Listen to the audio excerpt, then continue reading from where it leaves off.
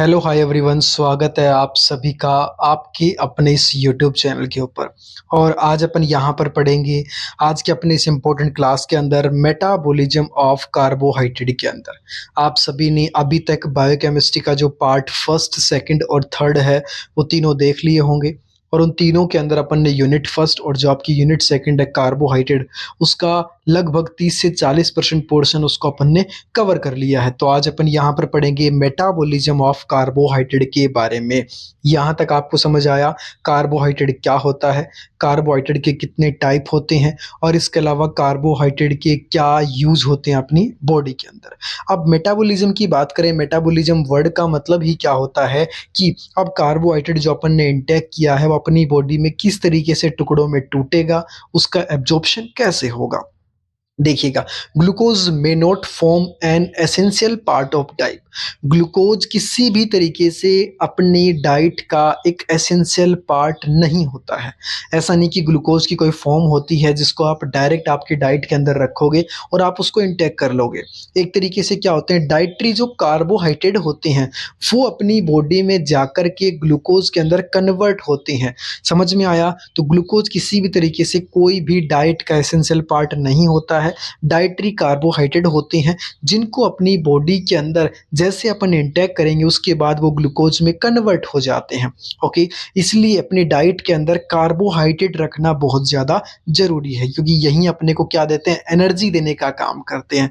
अब सबसे पहले यहाँ पर हेडिंग अपन पढ़ेंगे और सबसे पहली हेडिंग रहेगी डाइजेशन ऑफ कार्बोहाइड्रेट। सबसे पहले डाइजेशन वर्ड का मतलब अपन यहाँ पर समझते हैं।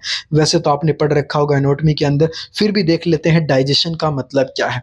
Digestion is the chemical process. Digestion एक तरीके से केमिकल प्रोसेस है जिसके अंदर जितने भी अपनी बॉडी के अंदर जो भी अपन खाना खा रहे हैं उसके अंदर जो लार्ज पार्टिकल प्रेजेंट होते हैं, ये लार्ज पार्टिकल छोटे छोटे स्मॉलर पार्टिकल्स के अंदर डिवाइड होते हैं और डिवाइड करने के बाद अलग अलग टाइप के डिफरेंट टाइप के एंजाइम होते हैं जो क्या काम करते हैं, जो जरूरी न्यूट्रिएंट्स होते हैं उनका एब्जॉर्प्शन कर लेते हैं और जो रिमेनिंग पार्ट बच जाता है उसको अपनी बॉडी से बाहर निकाल दिया जाता है, एक्सपेल्ड आउट कर दिया जाता है। समझ में आया? डाइजेशन क्या है, केमिकल प्रोसेस है जिसके अंदर जो लार्ज पार्टिकल है उसको स्मॉल पार्टिकल के अंदर तोड़ा जाता है और फिर डिफरेंट टाइप के एंजाइम्स के द्वारा उसका एब्जॉर्प्शन करवाया जाएगा, जो जरूरी न्यूट्रिएंट्स है सिर्फ उनका, और बाकी जो बच जाएगा वेस्ट प्रोडक्ट उसको अपनी बॉडी के द्वारा बाहर निकाल दिया जाता है स्टूल की फॉर्म के अंदर।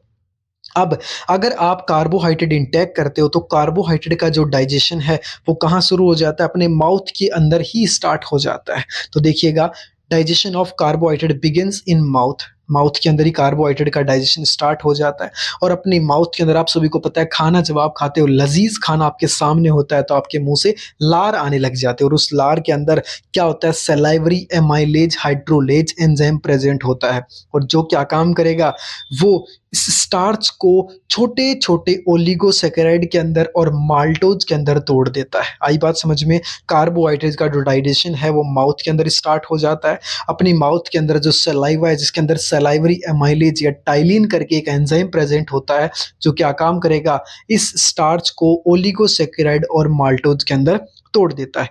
ओनली 5% ऑफ द स्टार्च, केवल 5% स्टार्च है जो क्या होती है, फूड के टाइम जैसे आप खाना खा रहे हो तो आप स्वलो कर रहे हो, निगल रहे हो उसको, उसी टाइम क्या होती है, टूट जाती है। सिर्फ 5% स्टार्च है। ये तो अपन ने बात कर ली कि किस तरीके से माउथ के अंदर कार्बोहाइड्रेट का डाइजेशन होता है। अब बात करेंगे क्या स्टमक के अंदर भी कार्बोहाइड्रेट का डाइजेशन होता है, तो आपका जवाब आएगा बिल्कुल नहीं। तो स्टमक के अंदर देखिएगा, डाइजेशन की बात की जाए तो carbohydrate is not digested. Carbohydrate का किसी भी तरीके से कोई भी डाइजेशन नहीं होता है क्योंकि यहाँ पे सलाइवरी एमाइलेज जो होता है, जो अपनी सलाइवा के अंदर था, जैसे ही वो स्टमक के अंदर जाएगा और स्टमक के अंदर क्या होता है, बड़े अमाउंट के अंदर एसिड पाए जाते हैं और उन एसिड की प्रेजेंस में ये क्या हो जाता है, इनएक्टिव हो जाता है, ये काम नहीं करता है। इसलिए स्टमक के अंदर अगर आपसे कोई पूछे कि कार्बोहाइड्रेट का डाइजेशन होता है तो आपका जवाब आएगा जी नहीं। अब बात करते हैं नेक्स्ट यहाँ पे क्या स्मॉल इंटेस्टाइन के अंदर डाइजेशन होता है? तो आपका जवाब आएगा बिल्कुल हाँ होता है। देखिएगा, एज स्टमक कंटेंट, स्टमक के अंदर जैसे ही क्या होगा, ये फूड का जो कंटेंट है ये स्टमक से जैसे ही स्मॉल इंटेस्टाइन के अंदर एंट्री करेगा, अब यहाँ पे एंट्री करने के बाद अपना जो पेनक्रियाज है वो पेनक्रियाज पेनक्रिएटिक एमाइलेज को सिक्रेट करेगा। किसके द्वारा सिक्रेट करता है? पेनक्रिएटिक डक्ट के द्वारा। और ये पेनक्रिएटिक डक्ट कहाँ पर आकर के ओपन हो जाती है? स्मॉल इंटेस्टाइन के अंदर। तो याद रखना, जैसे ही फूड का जो कंटेंट है, फूडी कंटेंट स्टमक से स्मॉल इंटेस्टाइन में आएगा, आने के बाद पेनक्रियाज एक एंजाइम सीक्रेट करेगा, पेनक्रिएटिक एमाइलेज, जो कि पेनक्रिएटिक डक्ट के द्वारा होता हुआ स्मॉल इंटेस्टाइन के अंदर आ जाता है। अब ये पेनक्रिएटिक एमाइलेज यहाँ पे क्या काम करेगा? स्टार्च का डाइजेशन करेगा और इसके बाद इसको छोटे छोटे टुकड़ों में माल्टोज के अंदर तोड़ देता है। क्लियर? अब बात करते हैं नेक्स्ट। देखिएगा, माल्टोज है, माल्टेज एंजाइम की प्रेजेंस में ग्लूकोज प्लस ग्लूकोज के अंदर टूट जाएगा। लैक्टोज जो है, लैक्टेज एंजाइम की प्रेजेंस में ग्लूकोज प्लस गैलेक्टोज में टूट जाएगा।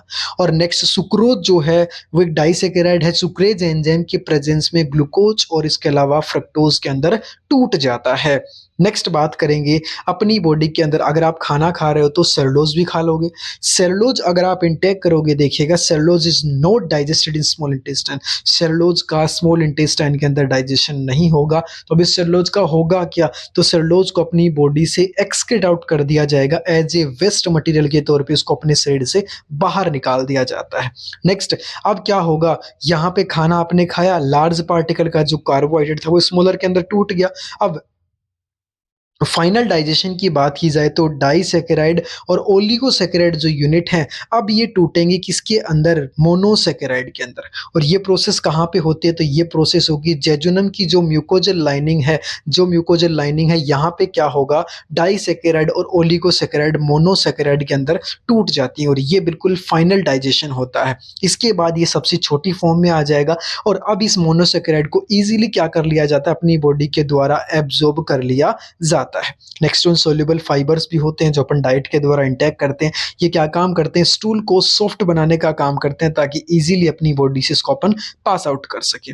अब ये तो अपन ने यहाँ पर पढ़ लिया है डाइजेशन ऑफ कार्बोहाइड्रेट, और इसके अंदर मैंने आपको बताया कि डाइजेशन वर्ड का मतलब क्या होता है, माउथ के अंदर किस तरीके से डाइजेशन होता है, स्टमक के अंदर डाइजेशन नहीं होता, और यहाँ पे स्मॉल इंटेस्टाइन के अंदर किस तरीके से डाइजेशन देखने को मिलता है। और अब नेक्स्ट अपन यहाँ पर पढ़ते हैं, नेक्स्ट अपन पढ़ेंगे एब्जॉर्प्शन ऑफ कार्बोहाइड्रेट के बारे में, कि कार्बोहाइड्रेट का डाइजेशन तो हो गया, आपने छोटे टुकड़ों में तोड़ तो दिया, अब इसको अपनी बॉडी एब्जॉर्ब कैसे करेगी? देखिएगा, different monosaccharide are absorb in the mucosal cell lining the small intestine by two mechanism. दो अलग अलग मैकेनिज्म होती हैं जिसके द्वारा अलग अलग टाइप के मोनोसैकेराइड यूनिट को अपनी जो स्मॉल इंटेस्टाइन है जिसके ऊपर म्यूकोजल सेल की लाइनिंग प्रेजेंट होती है, ये इसका एब्जॉर्प्शन करती है। सबसे पहली मैकेनिज्म के बारे में बताया गया है कि फ्रक्टोज जो है इसका एब्जॉर्प्शन होता है फैसिलिटेट डिफ्यूजन के बारे में। और नेक्स्ट वन जो ग्लूकोज और गैलेक्टोज होता है, इसका एब्जॉर्प्शन होता है एक्टिव ट्रांसपोर्ट मैकेनिज्म के द्वारा। अब ये दोनों वर्ड आपने ऑलरेडी फर्स्ट सेमेस्टर के अंदर पढ़ लिया एनाटॉमी के अंदर, वहां से आप इसको क्लियर कर लेना।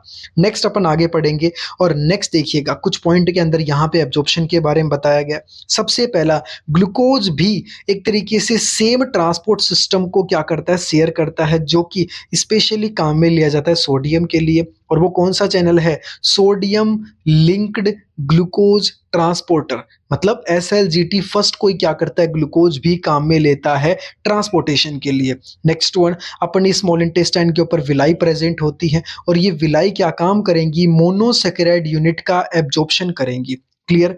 मोनोसैकेराइड यूनिट कहाँ से पास होकर के आएगा, इंटेस्टाइनल म्यूकोजल सेल से, और यहाँ से जैसे ही एब्जॉर्प्शन होगा तो एब्जॉर्प्शन होने के बाद ये लीवर में आएगा और लीवर के अंदर किसके द्वारा आता है, तो पोर्टल वेन के द्वारा। नेक्स्ट वन, लीवर के अंदर अब जो गैलेक्टोज है, फ्रक्टोज है, ये अपने लीवर के अंदर आने के बाद ग्लूकोज के अंदर कन्वर्ट हो जाते हैं। क्लियर? नेक्स्ट वन यहाँ पर आगे बात करेंगे। ग्लूकोज क्या होता है, एक तरीके से मेजर मोनोसैकेराइड होता है जो कि लीवर के अंदर एंटर करता है, मतलब लीवर के अंदर एक बड़े अमाउंट के अंदर ग्लूकोज पाया जाता है। क्लियर? उसके बाद नेक्स्ट पॉइंट बताया गया है कि जो ग्लाइकोजन है ये ग्लाइकोजन के अंदर कन्वर्ट हो जाएगा। क्या? ग्लूकोज तो अपने लीवर में आ गया, अब ये लीवर में आने के बाद ये ग्लूकोज किस में कन्वर्ट हो जाएगा? ग्लाइकोजन के अंदर कन्वर्ट हो जाता है और अपने लीवर के अंदर, मसल्स के अंदर आकर के ये स्टोर हो जाता है। उसके बाद जब भी अपनी बॉडी को एनर्जी चाहिए, तो यहाँ पे क्या होगा, अब इस ग्लाइकोजन का क्या होगा, ऑक्सीडेशन होगा लीवर के अंदर और ये क्या करेगा, ग्लूकोज के अंदर कन्वर्ट हो जाएगा और ये ग्लूकोज क्या काम करेगा, अपने को एनर्जी देने का काम करता है। क्लियर? इतना आपको समझ में आया? तो सिंपली यहाँ पर अपन ने एब्जॉर्प्शन भी यहाँ पे कंप्लीट पूरा कर लिया है।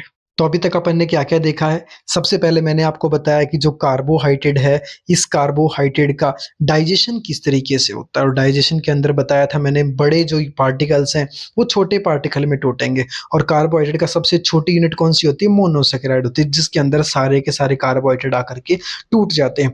टूटने के बाद फिर इनका एब्जॉर्प्शन होता है और एब्जॉर्प्शन कैसे होगा? स्मॉल इंटेस्टाइन के ऊपर विलाई प्रेज़ेंट है और ये विलाई क्या काम करती है? इसको एब्ज़ॉर्ब कर लेती हैं और उसके बाद में इसको कहाँ पर भेज दिया जाता है? ग्लूकोज को लीवर के अंदर भेज दिया जाएगा। लीवर के अंदर आ तो गया, आने के बाद ऐसा तो है नहीं कि सारा का सारा ग्लूकोज एक बार में काम आ जाएगा, तो जो जितना काम में आना है उतना काम में आ जाएगा। बाकी जो बच गया, जो ग्लाइकोजन की फॉर्म के अंदर अपनी बॉडी के अंदर स्टोर हो जाता है लीवर और मसल के अंदर। उसके बाद जैसे अपनी बॉडी को एनर्जी चाहिएगी तो ये ब्लड के कॉन्टैक्ट में आएगा, ऑक्सीडेशन होगा और वापस ग्लूकोज के अंदर कन्वर्ट हो जाएगा और ये ग्लूकोज क्या काम करता है, अपने को एनर्जी देने का काम करता है। क्लियर? इतना आपको समझ में आया? यहाँ तक अगर किसी भी तरीके से आपको कोई भी डाउट है तो आप इस वीडियो के कमेंट बॉक्स में जाकर के कमेंट कर सकते हैं। और अभी तक अपन ने यहाँ पर बायोकेमिस्ट्री की टोटल 4 वीडियोस यहाँ पर बना दी है। कोई भी डाउट है तो कमेंट कीजिएगा। अगर आप चैनल पे नए आए हो तो चैनल को सब्सक्राइब कीजिएगा, वीडियो को लाइक कीजिएगा और मैक्सिमम दोस्तों के साथ शेयर करना बिल्कुल मत भूलिएगा। आप सभी से मिलेंगे नेक्स्ट क्लास के अंदर, तब तक के लिए बाय बाय, थैंक यू।